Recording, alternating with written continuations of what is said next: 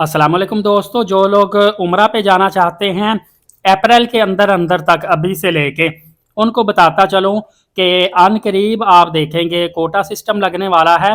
बहुत जल्द, अब दिन बहुत लिमिटेड रह गए हैं, अचानक से आज कल परसों तरसों में भी लग सकता है।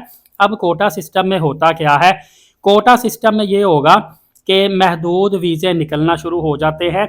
उसका सबसे बड़ा इम्पैक्ट तो ये होता है कि वीज़े महंगे होना शुरू हो जाते हैं, या जिसको बोलते हैं कि ब्लैक में भी वीज़े मिलते हैं।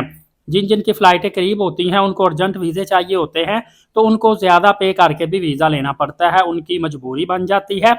और कोटा सिस्टम में ये होता है कि आपके वीज़े लिमिटेड इस तरह होते हैं कि आपको बता दिया जाता है कि आप 1000 वीज़े ज़्यादा से ज़्यादा इशू कर सकते हैं या 2000 वीज़े इशू कर सकते हैं, और उसके अंदर भी काफ़ी ज़्यादा शराइत रखी जाती हैं। इसका सबसे ज़्यादा जो नुकसान होता है वो तो बड़े बड़े एयाटा टूर ऑपरेटर्स को होता है, जिन्होंने बड़ी बड़ी ग्रुप्स की टिकट्स उठाई होती हैं, क्योंकि इनका अचानक से अगर कोटा सिस्टम लगे या वीज़े बंद कर दिए जाए टेम्परेरी तौर पे या परमानेंट तौर पे बगैर बताए हुए, तो इनकी फिर टिकटें ये नॉन रिफंडेबल होती हैं, ज़्यादातर ज़ाया हो जाती हैं।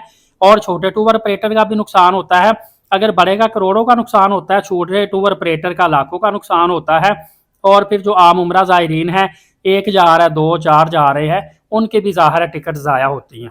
और ये हम पिछले साल में तमाम तर चीज़ें देख चुके हैं कि टिकट का लॉस और बड़े बड़े ग्रुपों की टिकट के नुकसान उठाए गए हैं।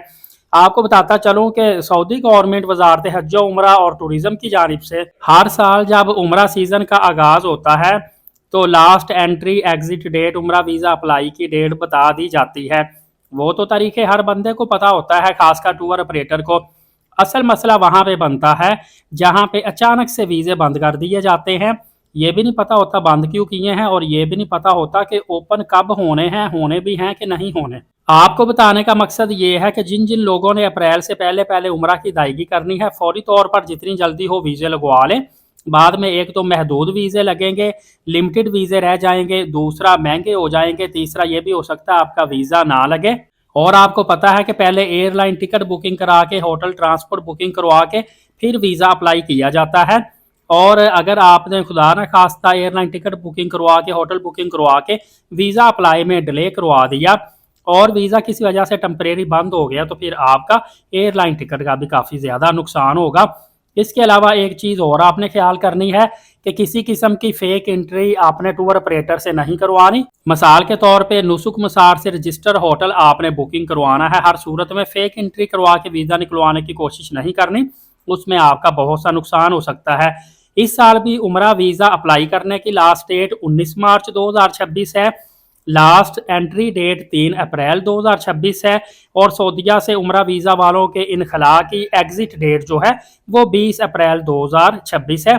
और आपने कोशिश करनी है कि बिल्कुल ये लास्ट डेटों की बजाय कोई दो दो तीन तीन दिन पहले ही आपने प्रोसेस कंप्लीट करना है। मैं इस हवाले से फर्दर भी अपडेट देता रहूँगा। एलीट साकिब यूट्यूब चैनल को सब्सक्राइब कर लीजिएगा, नमाज कायम करें, नबी पाक सल्लल्लाहु अलैहि वसल्लम पे रोज़ाना कसरत से दुरूद पाक भेजा करें और कुरान पाक की तिलावत करते रहा करें। शुक्रिया, जज़ाकल्लाह।